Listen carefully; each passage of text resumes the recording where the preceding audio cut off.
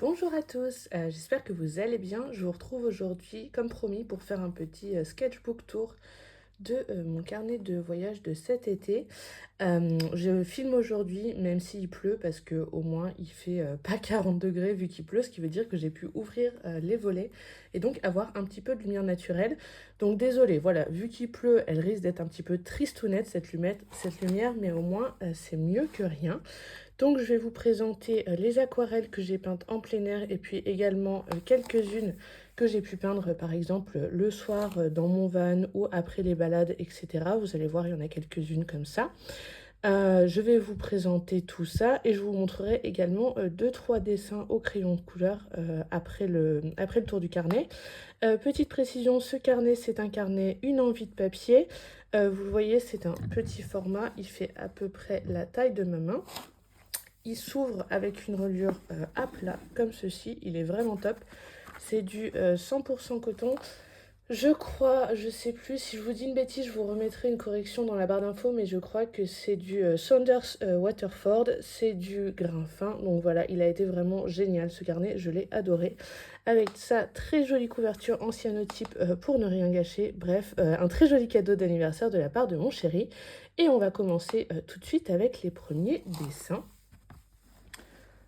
Hop, alors, premier dessin de ce carnet, c'est celui que j'ai peint dans le Yorkshire. Vous voyez la Loft House, c'était le nom du petit village où on était en camping le premier soir en Angleterre, avec la vue sur cette petite maison de berger, avec les murs de pierre qui sont très typiques pour délimiter les champs dans le nord de l'Angleterre. C'était un très beau camping avec une super lumière.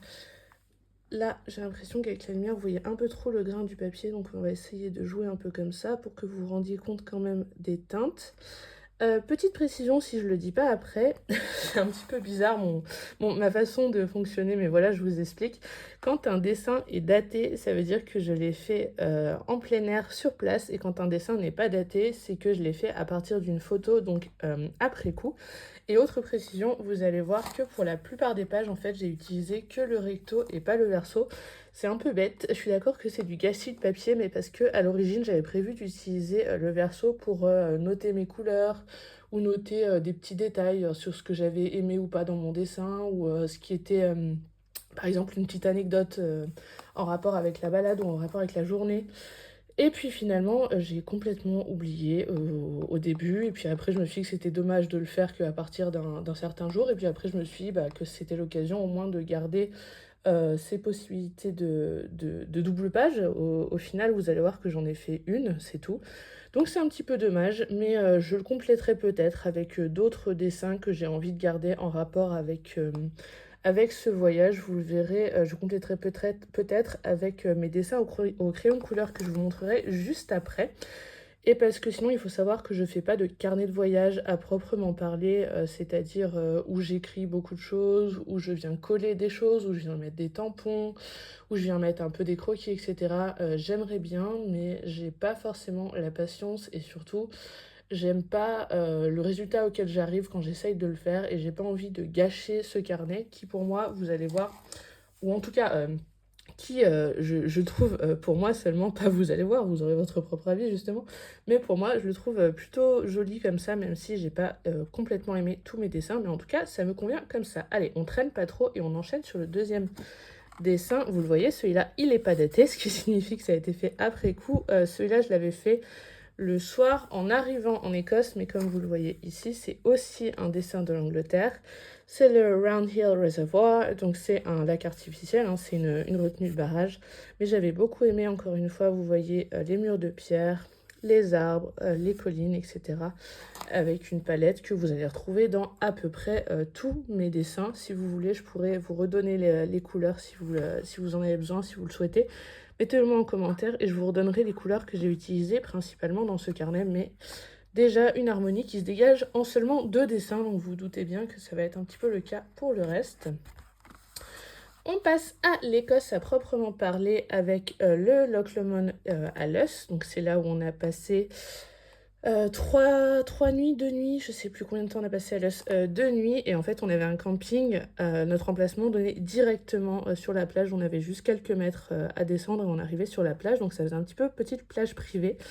Donc toutes les collines du Loch Lomond, quelques fleurs, les eaux, les rochers. Il y avait une mouette là, je me souviens, pendant que je dessinais, mais je l'ai pas peinte parce que j'avais pas envie de la rater et de rendre mon dessin complètement raté au final.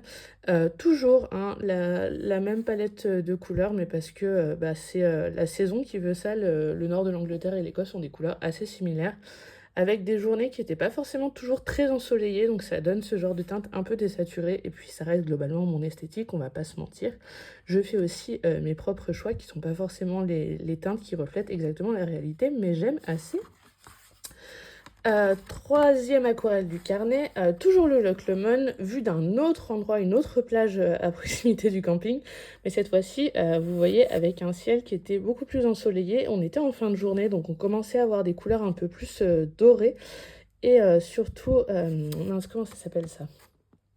Ah, je le sais, j'en peins toujours et j'ai perdu le nom, ça va me revenir plus tard parce qu'en plus j'en ai peint sur d'autres dessins, mais on en voit énormément en Écosse, un peu partout, pas que en altitude, alors que plus au sud en Europe, par exemple en France, j'ai l'impression qu'on le trouve plus facilement en montagne, mais je me trompe peut-être. Bref, voilà, une composition qui me ressemble assez parce que là, en fait, il y avait beaucoup de buissons, on était un petit peu en hauteur par rapport au lac. Il y avait énormément de buissons, mais j'ai choisi de garder que ça. Je pense que si vous me connaissez, vous savez que c'est une composition que j'aime bien. Et puis toujours mes oiseaux, parce que qu'est-ce que serait un paysage de Lulu sans mettre les pinceaux sans oiseaux? Franchement, je ne sais pas. Le Loch Tulla, donc ça c'est sur la route entre Luss et Glencoe.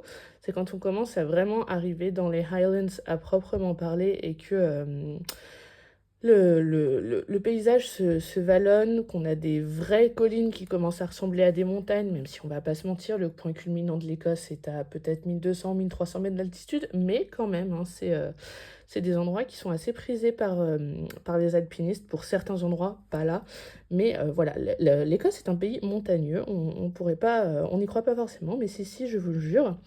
Et donc là, c'était la vue sur le Loch Tulla, elle se fait d'un point de vue qui est un petit peu en hauteur et qui domine, on voit très très loin par temps clair. Là, vous le voyez, ce jour-là, il faisait beau. Et c'est un dessin que j'ai fait très vite pendant que mon fils finissait sa sieste à l'arrière de la voiture. Donc c'est un petit peu bâclé, mais j'aime bien le résultat, j'aime bien les textures. Juste les sapins, ils auraient mérité d'être soit davantage fondus, soit davantage précis. Mais au final, je suis dans un espèce d'entre-deux qui n'est pas forcément très heureux. Mais en tout cas, j'aime bien les collines et les textures. J'essaie de vous montrer un peu les vraies couleurs, mais bon, avec la luminosité, c'est pas fou. Je verrai si je peux retoucher un tout petit peu ma vidéo pour vous montrer les couleurs au plus juste. Je verrai ce que je peux en faire. Alors, la partie que j'attendais peut-être le plus de ce voyage pour peindre, enfin une des parties en tout cas, c'est Glencoe. Si vous me suivez depuis longtemps, vous savez à quel point j'aime Glencoe. C'est une partie au centre de l'Écosse qui est très montagneuse et qui est très connue pour ça. Les fans d'Outlander, entre autres, reconnaîtront sans peine ces vallées. Et là, en fait, c'est quand on rentre dans la vallée de Glencoe. Si vous avez participé il y a... Alors, attendez. Il y a 2 ans et demi, j'avais fait un challenge sur le thème des petites maisons écossaises et je vous avais proposé, entre autres, un tuto de 2 petites maisons qui sont comme ça, situées devant la montagne. Et bien, c'est cette montagne qu'on voit en fond. En fait, les petites maisons sont situées quelque part par là. Derrière, vous avez un gros bosquet de sapins et ensuite les montagnes et la vallée de Glencoe à proprement parler qui commence par là. Donc là, vous le voyez, j'ai mis la date, mais en fait, c'est pas tout à fait honnête de ma part. En fait, j'ai fait le croquis sur place et ensuite, on devait se dépêcher pour rejoindre le prochain camping à Glencoe et puis surtout pour pouvoir faire des courses avant que les magasins ferment. Donc mon chéri m'a dit, allez, vite, vite, vite, tu fais ton croquis et tu finiras l'aquarelle plus tard. Ce que j'ai fait, c'est que j'ai fait le croquis sur place et que pendant que mon chéri installait la tente de toit et plantait les piquets du haut vent, et bah j'ai mis des couleurs pendant que mon fils jouait tranquillement à côté de moi. Voilà, donc très rapide, mais au final, c'est une des aquarelles que j'aime le plus. On reste sur des couleurs qui me ressemblent énormément. Pas d'ocre dans celui-là, mais globalement, ça reste mon trio de couleurs préférés. D'ailleurs, vous l'aurez sûrement vu celle-là parce que je l'ai scannée et posté sur mon compte comme une illustration à part entière parce que je l'aimais vraiment beaucoup et surtout pour la symbolique de Glencoe qui est un des endroits qui à l'origine m'a poussé à commencer l'aquarelle. Donc voilà, je voulais lui rendre ce petit hommage entre guillemets. Encore une fois, la partie la moins réussie, c'est comme celui d'avant, c'est les sapins. Là, vous en avez qui sont un peu mieux fondus, là, un peu trop texturés, bref, c'est fait rapidement, mais j'aime bien. Et si la lumière me laisse vous la montrer, vous verrez qu'il y a de très jolies fusions et de très belles granulations aussi. Voilà, donc plutôt contente au final de cette petite illustration. Et on reste toujours à Glencoe avec une illustration qui me tenait particulièrement à cœur. En fait, on a fait la rando de la vallée perdue ou Corrigavel en gaélique. Mon accent est terrible, mais voilà, ça se prononce à peu près comme ça. J'ai fait un peu de gaélique sur Duolingo, donc surtout, je ne suis pas spécialiste, hein, ne me croyez pas, c'est juste de ce que je me souviens. BH, ça fait VE, c'est tout ce que je peux vous dire. En fait, c'est un endroit que je ne connaissais pas encore, ou en tout cas, je n'y étais jamais allée. J'étais déjà allée plusieurs fois à Glencoe, depuis plusieurs années qu'avec mon mari, on y allait assez régulièrement. Mais on n'était jamais monté à la vallée perdue par manque de temps. Et mine de rien, j'avais très très envie, je l'avais déjà vu passer sur les réseaux. Et surtout, ce qui m'avait décidé, c'est que j'ai lu en 2019, 2020, je pense. En français, ça s'appelle Un bûcher sous la neige de Susan Fletcher. En anglais, c'est Witchlight. C'est un roman historique sur la chasse aux sorcières en tant que phénomène historique, hein, pas en tant que trope de fantasy. Mais et une grosse partie de l'intrigue se passait dans la vallée perdue. Donc pourquoi elle s'appelle vallée perdue? J'aurais peut-être dû commencer par ça. C'est parce qu'en fait, c'est une vallée qui n'est accessible que à pied avec une balade très très escarpée et qui était utilisée par soit les bergers qui amenaient leurs troupeaux en alpage ou en highlandage, je sais pas comment on pourrait dire, soit et surtout par les clans quand ils se volaient du bétail entre eux et qu'ils voulaient le cacher, ils l'emmenaient là-haut parce qu'en fait c'est une vallée cachée au milieu d'autres montagnes. On ne la voit absolument pas du bas. C'est un chemin qui est très escarpé, très rocailleux. C'est pas très très long, je crois que la montée c'est 1h30, 1h45, 2 heures en faisant de très grosses pauses, mais par contre il y a des moments où il faut mettre les mains, il y a des moments où il y a des cordages pour vous aider, il faut traverser une rivière à guet, tout ça. Et quand on a 13 kilos d'ourson sur le dos, croyez-moi que c'est sportif. Au point que quand je suis arrivée en haut, eh ben, on avait plus d'eau. Pourtant, on pensait avoir prévu assez, mais non, parce que mine de rien, bah, mon fils boit aussi beaucoup parce qu'il crapeuille dans tous les sens. Et mon mari et moi, bah, on avait eu besoin de boire puisqu'il faisait assez chaud. Donc, il me restait qu'un fond d'eau. Et je me suis dit, bon, bah, je vais pas gâcher le fond d'eau pour un dessin, tant pis, je le ferai dans le van. Et mon mari m'a dit, non, non, je sais que c'est important pour toi. Tu te poses, tu peins ton aquarelle. Moi, je vais jouer avec l'ourson un peu plus loin. Toi, tu te poses, tu utilises l'eau qu'il te faut, et puis ben, on se rechargera à la rivière un peu plus bas. C'est ce qu'on a fait. L'eau était très froide, mais donc voilà, ça c'était ce qui nous restait d'eau, qui m'a permis de faire ce petit croquis. Et surtout, en fait, ça m'a permis de jouer sur le négatif, parce qu'il y avait la brume qui descendait au fur et à mesure, parce que là, normalement, il y a quelques pics. Et comme la brume descendait, bah, je l'ai suggéré avec du blanc, plutôt que d'essayer de le faire autrement. Et j'aime bien, voilà, les petites fleurs qu'il y a. J'ai beaucoup, beaucoup aimé cet endroit. C'était vraiment un endroit très paisible, très serein et vraiment magnifique. J'étais très touchée d'être là-haut. Je suis assez fière d'avoir pu faire ça tous les trois. Parce que mon fils, mine de rien, a marché un petit peu. Alors pas pour l'ascension, bien sûr. Mais une fois qu'on est arrivé sur la crête qui donne au-dessus de la vallée et qu'il a fallu redescendre pour arriver à fond de vallée, avant ensuite évidemment de remonter pour redescendre. Mais voilà, il a fait un petit bout de la rando, donc il était très fier, et nous aussi. Et on change d'endroit et de paysage complètement, vu que là on passe sur l'île de Mull, donc c'est la baie de Calgary. Comme c'est ce qui a donné le nom de la ville au Canada, je pense que ça devait être des immigrés écossais qui sont partis là-bas et qui donc ont donné le nom à la ville du Canada. C'est une baie qui est au nord, Nord-ouest de l'île de Mull, j'ai pas envie de dire de bêtises, je suis nulle en géographie et mon chéri serait sûrement en train de se moquer de moi, mais voilà, je crois que c'est au nord-ouest de l'île de Mull. Donc l'île de Mull, ça fait partie des Hébrides intérieures, c'est sur la côte ouest de l'Écosse, et quand on dit Hébride intérieure, ça veut dire qu'elle est protégée par d'autres îles plus grandes, qui sont les Hébrides extérieures, qui elles sont vraiment exposées à l'océan. L'île de Man, comme elle est protégée par des plus grandes îles, elle est un peu plus paisible, il y a moins de tempêtes, c'est un peu moins violent au niveau du vent et des vagues. Mais bref, voilà, j'arrête mon blabla de guide touristique et on parle plutôt de ce croquis. C'est un endroit vraiment très très beau, cette plage et cette baie en général. Quand le soleil frappe, l'eau est vraiment turquoise. Ce jour-là, il y avait le soleil jouait un petit peu à cache-cache avec les nuages, donc j'ai utilisé un bleu-vert assez discret. Je pense que j'ai dû faire un mélange entre deux couleurs de Valentine, de la palette de la Merlette, et utiliser un tout petit peu de Libella, qui est une de ces couleurs pailletées, mais je me souviens plus. Et en fait, je suis assez déçue de ce dessin, parce qu'au début, j'étais très contente, et finalement, j'ai trop surchargé en texture les rochers juste là. En plus, je me suis retrouvée avec quelque chose qui était plus franchement droit, parce que ça a commencé à fusionner en dessous, j'ai essayé de le rattraper au stylo, bref.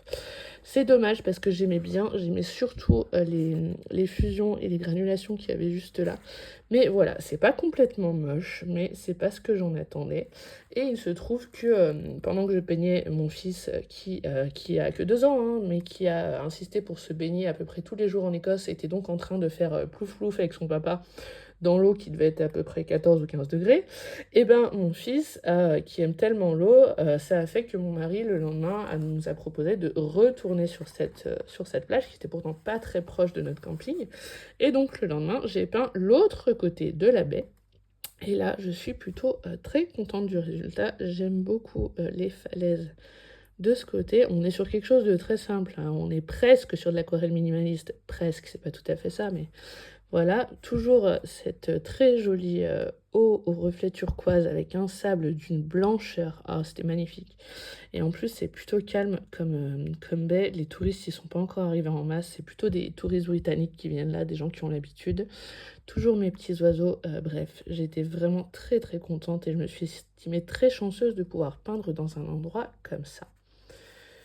On enchaîne avec le Gerloch. Donc Gerloch, c'est un endroit que j'aime énormément, qui se situe sur la pointe nord-ouest de l'Écosse. Donc là, on est vraiment dans l'Écosse un petit peu cliché, alors que bizarrement, bah, c'est pas très connu en fait. C'est vraiment très très perdu. Il faut rouler sur des petites routes un peu au milieu de nulle part pour y arriver. Et on y est resté 3 nuits parce que c'est un endroit qu'on aime énormément avec mon mari et on savait qu'on voulait passer du temps avec notre fils, donc on voulait prendre le temps.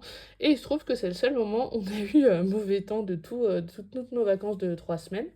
Et moi, à chaque fois, je me disais, mais mince, quand c'est que je vais pouvoir aller peindre sur la plage? Je vais jamais pouvoir, parce que c'est cette plage que je vous montrerai après qui m'a inspirée et qui m'a poussée à me mettre à l'aquarelle il y a quelques années avec Glencoe. Voilà, c'était Glencoe et Garlock. Et donc mon mari, qui voyait un peu que j'étais dépitée, m'a dit, bon bah écoute, il pleut trop ici, on va rouler un petit peu, on va voir ce qu'on peut trouver. Et donc on est allé voir ce phare qui est encore plus loin au nord. Mais il se trouve que là-bas, il y avait une accalmie. Et comme vous le voyez là, il n'y a pas de date, ça veut dire que ça a été peint le soir, ce qui faisait quand même trop de vent pour que je puisse peindre sans que ça vole dans tous les sens. Mais je suis plutôt contente du résultat. Donc là, on est sur du mixed media, hein, on a de l'aquarelle, mais on a aussi des crayons de couleur. Je crois que j'avais utilisé aussi un peu de stylo blanc. Si vous voulez, juste pour la blague, je vous prononce le nom du phare avec mon merveilleux accent gaélique, n'est-ce pas? Ça donnerait quelque chose comme Rue Ref, quelque chose comme ça. Ne me faites pas confiance, hein, si vous avez un doute, allez vérifier, mais voilà. Donc, très contente de ce petit phare. Et le lendemain, enfin, ça s'est un petit peu dégagé. Et j'ai pu peindre la plage en elle-même. Donc, en fait, le camping est situé juste derrière. Il faut juste franchir une dune de sable et on a accès à cette plage qui est absolument magnifique. Quand il y a du soleil, les eaux sont vert émeraude, c'est absolument splendide. Bon, là, on a eu de la chance, il pleuvait plus, mais bon, pour le soleil, il fallait pas pousser non plus. Et c'est vraiment un de mes endroits préférés du monde entier. Ça, c'est une petite île, c'est l'île de Longa, si je me trompe pas. C'est pas une île habitée, c'est plus ou moins un rocher sur lequel vivent des oiseaux. Mais c'est un très très bel endroit, très calme et et un spot de vacances très très familial. Voilà, on enchaîne.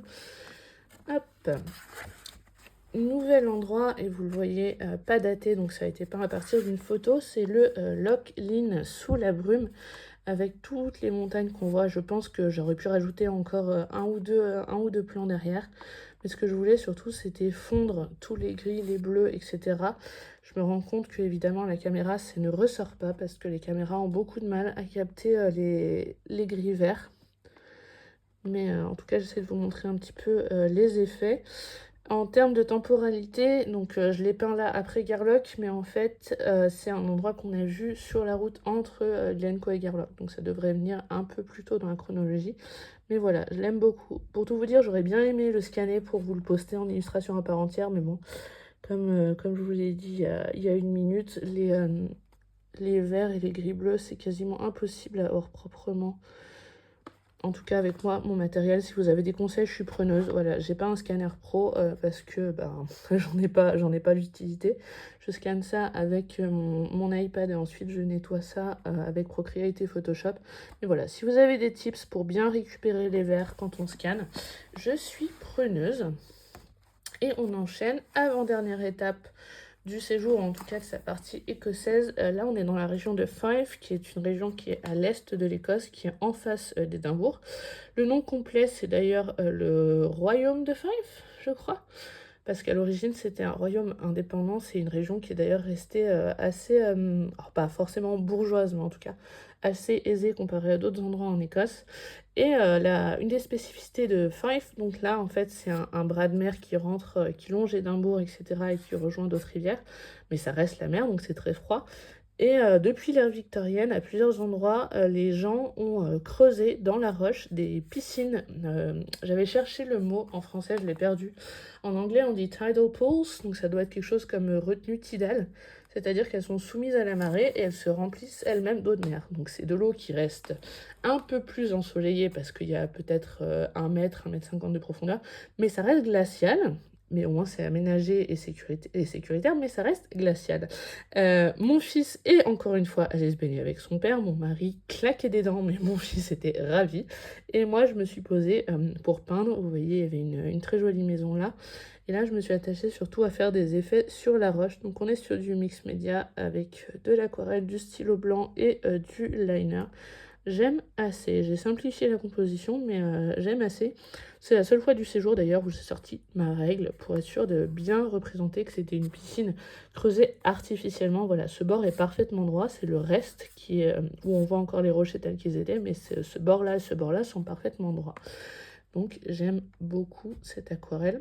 Je sais que c'est pas celle forcément que vous avez la préférée, ou en tout cas que vous avez le plus plébiscité quand je vous l'ai postée, mais moi j'en suis assez contente. Et on en arrive aux aquarelles à Édimbourg à proprement parler. La première, c'est la plage de Portobello, ou alors Porty comme on l'appelle quand on habite là-bas.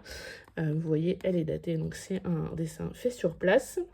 C'est une plage que j'ai déjà peint peut-être 5 ou 6 fois à l'époque où j'habitais à Édimbourg. D'ailleurs, pour la petite histoire, c'est la toute dernière aquarelle que j'ai peinte en plein air avant d'accoucher, parce qu'on est allé se balader sur la plage avec ma maman et mon chéri le mardi, et mon travail a commencé le mercredi. Donc voilà, c'était le petit souvenir inutile, mais qui, moi, me fait sourire. C'est une plage que j'aime énormément. Et pour ceux qui connaissent, et d'ailleurs j'en profite si elle passe par là à faire un petit coucou à Louise de Aquarelle and Stuff. Coucou Louise, parce que je sais qu'elle connaît cette plage, donc je sais pas si tu vas regarder cette vidéo, mais en tout cas, j'ai pensé à toi. Si vous la connaissez, cette plage, vous allez vous dire qu'il manque quand même beaucoup de monde dessus, parce que c'est une plage qui est assez prisée et par les locaux et par certains touristes. Tout le monde ne pense pas forcément à Édimbourg comme destination de plage, mais voilà, sachez-le, elle existe et elle est vraiment très chouette. J'aimais beaucoup ce que j'avais réussi à faire avec cette aquarelle, jusqu'au moment où je me suis dit que mon ponton manquait un peu de... Oh non, c'est pas un ponton, c'est un breakwater, je sais plus comment on appelle ça. Bref, c'est pour un peu casser les vagues. Un brise-vague, c'est ça, je sais plus comment on dit. Bref, on s'en fiche, on n'est pas là pour parler... on n'est pas là pour parler je sais même pas comment s'appelle ce domaine, c'est pas grave, je me ridiculise. Bref, et je trouvais qu'il manquait de texture, donc j'y suis allée au liner, et au final, ça fait que ça pop beaucoup trop par rapport au reste. C'est dommage, parce que j'étais contente d'être arrivée à quelque chose de très doux et de pas très saturé, parce que la lumière était un peu un peu mi-figue, mi-raisin. Ça jouait entre grandes éclaircies, puis quelques nuages, puis un peu de brume, etc. Bref, Portobello, quoi, Édimbourg. Mais au final, je suis quand même assez contente si on occulte le fait que là, c'est un peu trop mis en avant. Deuxième endroit peint à Édimbourg et ses alentours, c'est North Berwick. Pareil, si vous êtes sur mon compte depuis un petit moment, vous devez sûrement reconnaître l'endroit. Ce qu'on voit là, c'est Bass Rock. C'est un gros caillou avec un phare et c'est la plus grande colonie, alors si ce n'est mondiale, au moins européenne, c'est sûr, mais je crois mondiale, de foot bassin. Et en face, vous avez le village ou la petite ville de North Berwick, qui est une petite ville portuaire qui est magnifique, que j'aime beaucoup. C'est très très mignon, il y a des cafés, etc. Et donc on s'était posé sur la plage pour prendre le goûter et que moi je peigne un peu. Et encore une fois, les bleus verts, le téléphone a beaucoup de mal, mais là je suis à peu près sûre que c'était Libella de Valentine de Palette de la Merlette. D'ailleurs on doit voir un petit peu le mica qui brille par-ci par-là. Dernière aquarelle peinte à Édimbourg et d'ailleurs en Écosse. Et d'ailleurs, si je ne me trompe pas, au Royaume-Uni, eh bien, la plus importante à mes yeux, Arthur's Seat. Donc, c'est un volcan qui est au bord de la ville, qui a la forme d'un trône, c'est pour ça qu'il s'appelle comme ça. Ceux qui me connaissent un peu plus personnellement savent à quel point cet endroit est cher à mon cœur. On n'est pas monté tout en haut du volcan parce qu'avec l'ourson, ça fait quand même un peu lourd et c'est une marche, c'est une balade qui se fait assez facilement, mais ça reste quand même un peu escarpé. Et quand on arrive en haut, disons que c'est pas franchement une bonne idée de le lâcher, de le laisser courir. Donc on s'est dit qu'on allait se mettre plutôt dans la partie qu'on appelle les crags, on pourrait appeler ça les balcons d'Arthur's Seat, donc qui se situent ici, avec la vue sur le sommet du volcan là. Vous avez la ville là, la mer en face, Fife. Et donc voilà, quelque chose de fait assez rapidement aussi parce que on commençait à avoir faim, on était parti un peu tard et du coup on commençait à avoir faim. Donc j'ai rajouté de la texture au liner. C'est pas forcément ma plus belle réussite, mais en tout cas c'est celle que j'aime le plus en termes de valeur sentimentale. Il faut savoir que la vue de l'autre côté, je l'ai peint beaucoup, beaucoup de fois. D'ailleurs, je vous en avais posté peut-être une ou deux fois sur mon compte parce que c'était la vue, entre guillemets, la plus simple, la plus abordable. Et je m'étais jamais lancée sur la vue réellement côté volcan. Donc la voici, j'en suis contente, ne serait-ce que pour le petit défi personnel et surtout pour le symbole. Et comme vous le voyez, pour la ville, j'ai fait très très simple. J'ai quand même intégré deux grues parce que pour moi, elles font vraiment partie du paysage, quoi. À Édimbourg, il y a toujours des travaux, et puis au port, vous avez les grues qui chargent les bateaux, etc. Et à l'époque, eh ben, mon chéri, mon fils et moi, on habitait quelque part par là. Donc c'est pour ça que j'ai quand même voulu intégrer des immeubles, même si c'est de façon très abstraite. Et maintenant, on va passer à la partie France de mes vacances. Donc le premier croquis, c'est la vue sur Villard-de-Lans, vous voyez là au fond, depuis le haut de la station, c'est vraiment le haut, on est sur la partie qui s'appelle Côte 2000. Donc là, on est dans le Vercors en Isère. Ouais, cette partie, elle est en Isère, elle n'est pas en Drôme. Là, au fond, vous auriez la vue sur la Chartreuse. Tout là-bas, vous auriez Beldon, et tandis que la Drôme se situe plutôt par là. Donc voilà, avec ma mère et mon fils, parce qu'on est parti une semaine en vacances tous les trois. Mon mari avait repris le travail.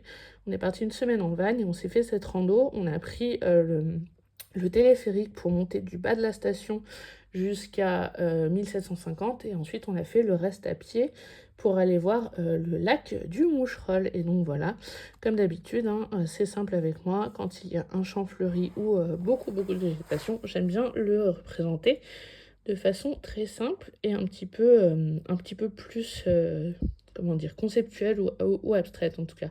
Et j'ai retrouvé le nom de la plante du début, que d'ailleurs on va retrouver dans quelques pages, c'est les épilobes, bien sûr.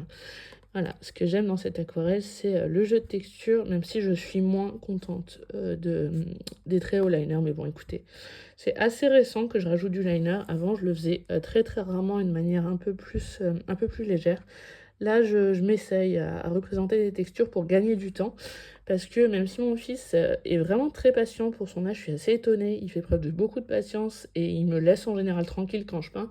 Je peux pas non plus me permettre de passer plus de 20 ou 30 minutes, c'est le grand maximum. S'il y a quelqu'un avec moi pour l'occuper, c'est vraiment grand maximum 30 minutes. Si je suis toute seule avec lui, c'est peut-être un quart d'heure, 20 minutes. Mais donc voilà, j'essaye de simplifier les choses et le liner, ça fait partie de ça. La vue, alors c'est vu du même endroit, mais en regardant d'un autre côté, en fait, c'est la continuité des dentelles que vous avez là, c'est ça. Mais comme vous le voyez, ça, c'est pas daté, ça je l'ai peint bien tranquillement assise dans mon van le lendemain au camping. Et donc, bah, on est sur des aiguilles qui sont ici beaucoup plus, non, des dentelles plutôt, j'ai dit des aiguilles, plutôt des dentelles qui sont beaucoup plus détaillés et qui sont vraiment le cœur de ma composition, avec quelques sapins et toujours mes petites fleurs ramassées ici dans le coin et mes oiseaux, mais ça vous avez l'habitude. Et je ne l'ai pas dit depuis tout à l'heure, mais vous avez peut-être remarqué que là, ça fait plusieurs fois que je n'ai pas peint de ciel dans ces aquarelles. De un, parce que ça permet de gagner du temps. Mais de deux aussi parce que je trouvais que pour certains paysages, ça s'y prêtait pas forcément, notamment quand le temps était un petit peu grisonnant, un petit peu brumeux, ou qu'en tout cas il apportait pas grand-chose à ma composition. C'est pas quelque chose que je faisais avant. Avant, je peignais quasiment tout le temps le ciel, même si c'était léger, même si c'était un bleu fondu, un gris très doux, je le peignais. Mais voilà, là je me suis dit que j'allais tester comme ça, et écoutez, ça marche plutôt pas mal. Et on arrive sur la fin de nos vacances avec ici la Savoie, parce qu'après notre semaine en Vercors, on est parti une semaine en Savoie, dans la famille de mon mari qui avait repris une semaine de vacances pour, entre autres, faire l'anniversaire de mon fils, mais aussi et surtout pour passer du temps en famille. Ça, c'est la vue à Montfort, qui est le village où habite la famille de mon mari.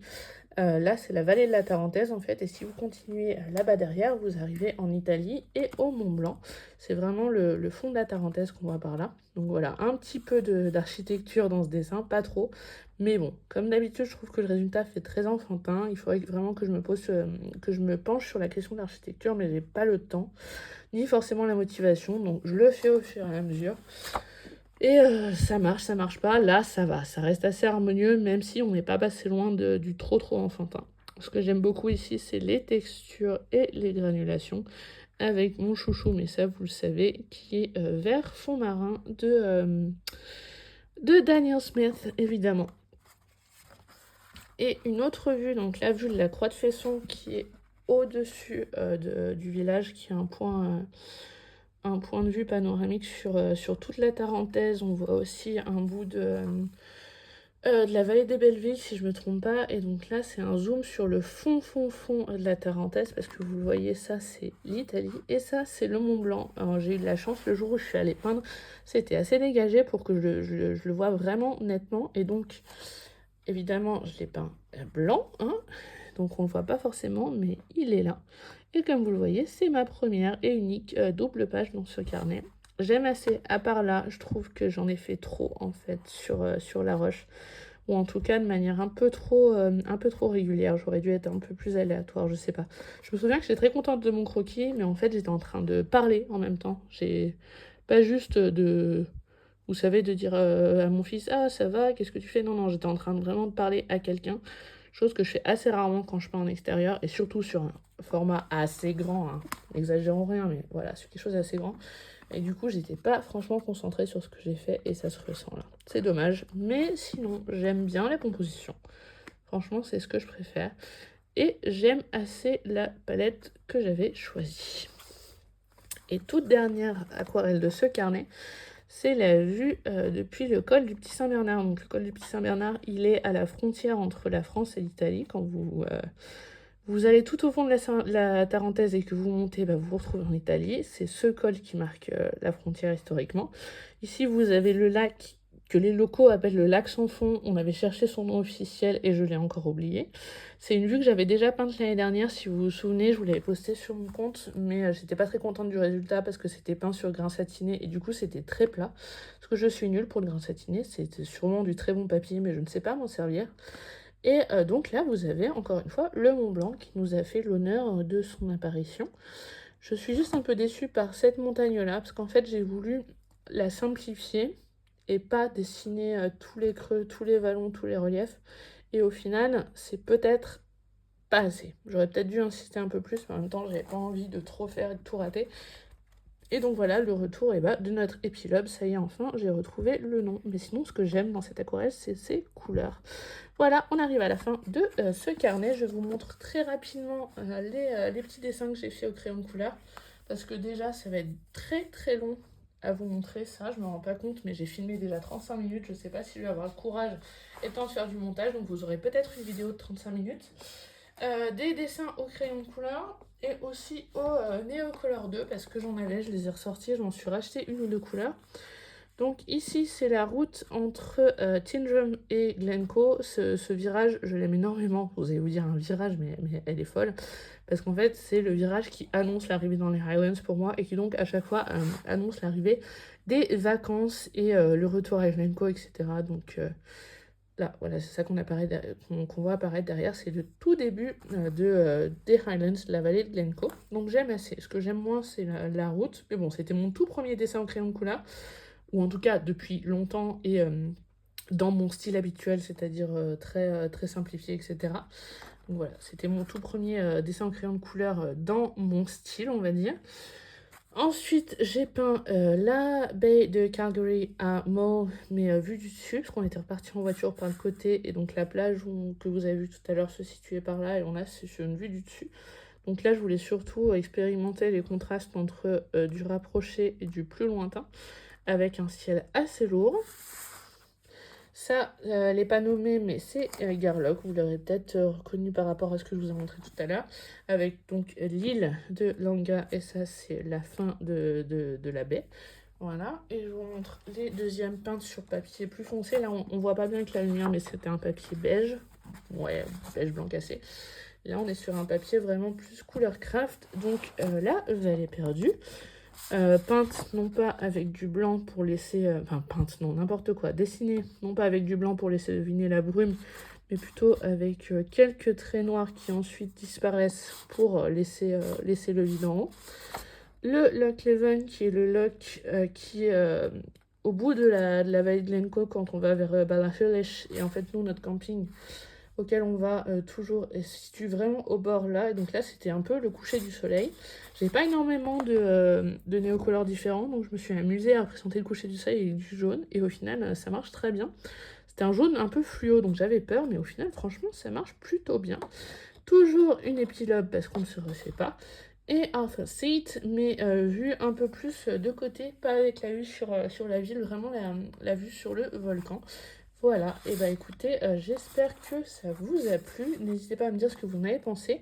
Surtout, n'hésitez pas à me dire si vous voulez voir un peu plus de dessins au crayon et au néocolor, ou si franchement c'est pas quelque chose qui vous intéresse plus que ça. Est-ce que vous voulez que je vous les poste en story? Est-ce que vous voulez les voir de temps en temps, ou est-ce que vraiment vous voulez pas les voir? Bref, dites-moi tout. Dites-moi si vous avez peint en extérieur cet été. Dites-moi si vous avez fait un carnet, ou alors si vous n'êtes peut-être pas encore parti en vacances, que vous partez plus tard, est-ce que vous allez en faire un? Bref, dites-moi tout. Je vous attends dans les commentaires et je vous dis à bientôt. Ciao!